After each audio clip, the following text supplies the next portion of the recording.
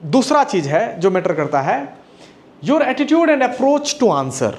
देखो, अब एक आदमी जो इंटरव्यू देने के लिए गया, और एक आदमी क्या, वहां पे अगर 200-300 लोग होंगे ना, उसमें से तुम मान के चलो कि 250 लोग ऐसे होंगे जिसने गूगल से आंसर निकाला होगा, याद किया होगा, वो वहां चले गए हैं। अप्रोच की समझ ही नहीं है। अप्रोच क्या होता है? आंसर को कैसे अप्रोच कर रहे हो? आपके अप्रोच करने के तरीके से आपका एटीट्यूड का पता चलता है कि तुम कितने मैच्योर हो या कितने तुम बच्चे हो। समझ गए? तुम उस जॉब के जितने मैच्योर हो या नहीं, आपके अप्रोच करने के तरीके से समझ में आ जाता है। जैसे why do you want to become a cabin crew? तो एक जो इमेच्योर आदमी होगा, जो इमेच्योर कैंडिडेट होगा, वो बोलेगा कि मुझे घूमना पसंद है, मुझे लोगों का भाषा समझना पसंद है। ये जो जेनरिक बात है, ये सब बात करेगा। ये एक इमेच्योर बच्चे का टाइप हो गया, ठीक है। और मैच्योर इंसान जो होगा, उसका आंसर ऐसे देगा कि मेरे अंदर ये क्वालिटीज है जो कैबिन क्रू जॉब प्रोफाइल को वैल्यू ऐड कर सकता है।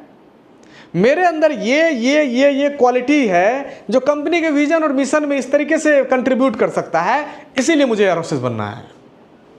ये मुझे बचपन में पता चल गया था, या मुझे आज से 4-5 साल पहले पता चल गया था कि ये चीजें मेरे में है जो इस जॉब रोल को और इस कंपनी के विजन और मिशन को कंट्रीब्यूट करता है। This is the reason why I want to become an air hostess. ये तुम बोल को देखो, तुमको साइड कर देगा वो। हो सकता तुम 2-3 सवाल और पूछे, तुम इंटरेस्टिंग लगोगे उसको। तुम बात समझ गए? तो ये होता है अप्रोच। तो आप अपने अप्रोच को देखिए और अपने दोस्तों से डिस्कस कीजिए। Either this approach is something different or not, this is special or not, this is something different from others or not. If that is not different, तब फिर आप डिफरेंट कैसे होगे भीड़ से? 200-300 लोगों में आप ही को क्यों सेलेक्ट किया जाए? There must be something in you, right? There should be something in you. तुम जैसे इंटरव्यू देने जाओगे, 90% बच्चे इंटरव्यू लोकेशन पर जाके रिजेक्ट खुद ही कर लेते हैं अपने आप को। समझ गए? जैसे देखा चकाचक एक लड़की है खड़ी, पूरा मस्त एकदम कपड़ा पहनी हुई है, बढ़िया एकदम मेकअप की हुई है, ओ माय गॉड, मेरा कैसे होगा? होगा तो इसका।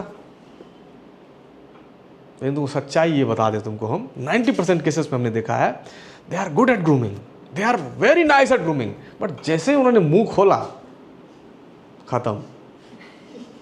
पूछो सपना से, सही बोल रहे हैं तुमको हम। पूछो, हमने देखा है, कोलकाता में लाइव देखा है।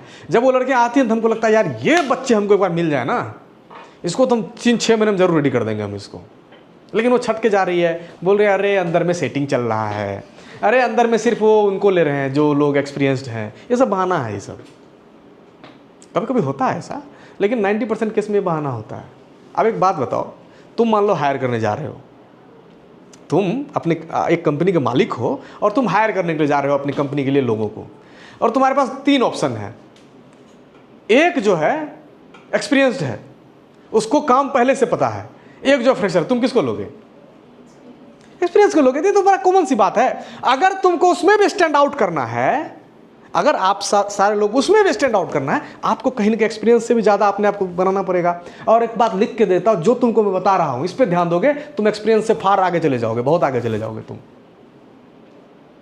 वो भी ऐसा ही आंसर देती है 90%, वो भी एक्सपीरियंस वाली भी ऐसा ही आंसर देती है, सिर्फ उसके एक्सपीरियंस का उसको ले लेता है। लेकिन दिक्कत ये होता है उसको, रिक्रूटर को, कि दूसरा कोई स्टैंड आउट ही नहीं करता उसके सामने, नया कुछ आंसर ही नहीं देता, मजबूरी में वो ले जाना पड़ता है उसको एक्सपीरियंस को। बात समझो आप, ऐसा नहीं कि उसमें एक्सपीरियंस थी इसीलिए ले लिया, क्योंकि उनको मिला ही नहीं कोई, तो किसको ले जाए? चलो एक्सपीरियंस वाले को ले जाते हैं।